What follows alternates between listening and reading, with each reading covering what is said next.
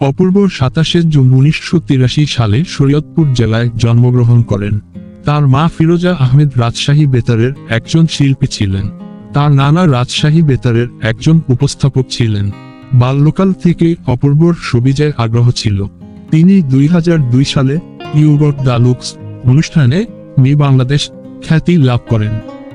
অপূর্ব ২০১০ সালের ১৮ আগস্ট ভালোবেসে বিয়ে করে মডেল অভিনেত্রী সাদিয়া জাহান প্রভাকে। অপূর্ব প্রভার প্রাক্তন প্রেমিক রাজীবের সাথে তার সম্পর্কের কথা জানতে পেরে ২০১১ সালের ২১শে ফেব্রুয়ারি প্রভার সাথে বিবাহ বিচ্ছেদ করেন। প্রভার সাথে বিবাহ বিচ্ছেদের পর অপূর্ব ২০১১ সালের ২১শে ডিসেম্বর নাজিয়া হাসান অদিতিকে বিয়ে করেন। অপূর্ব অদিতি দম্পতির একমাত্র সন্তান জায়ান ফারুক আশ।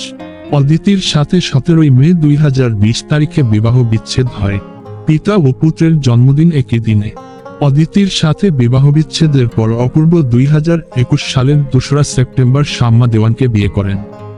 অপূর্ব ব্রাজিল জাতীয় ফুটবল দলের সমর্থক।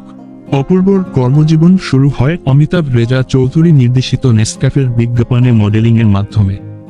তার ল্যাব এইডের বিজ্ঞাপন জনপ্রিয়তা লাভ করে। ২০০৬ সালে গাজী রাকায়েত পরিচালিত বৈবাহিক নাটক দিয়ে অভিনয় যাত্রা শুরু করেন। অপূর্ব নিজের প্রযোজনা সংস্থা এএসআই ক্রিয়েশন লিমিটেড প্রতিষ্ঠা করেন এবং ২০১২ সালে ব্যাকডেটেড নামক টেলি চলচ্চিত্র পরিচালনা করেন। তিনি শিহাব শাহীন নির্দেশিত ভালোবাসার চতুষ্কোণ ধারাবাহিক নাটকের শিরোনাম গানে কণ্ঠ দেন। কারো অপূর্বর চলচ্চিত্রে অভিষেক হয় আশিকুর রহমান পরিচালিত গ্যাংস্টার রিটার্নস চলচ্চিত্র দিয়ে।